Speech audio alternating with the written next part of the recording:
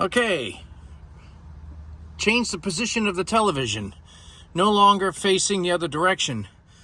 This is, well, it's just I kind of hacked it together. It's a phone mount that I used with a tablet mount, I guess you would say. And this is stretchy here. So you would sit back and just watch TV, you know, on the iPad or whatever you put up here. And you can also look out. When you're done, you could pop this off, or you could leave it there. It doesn't matter. It's going to take 24 hours for the adhesive to stick to the glass. So I put it up, and then let's assume this is an iPad right here.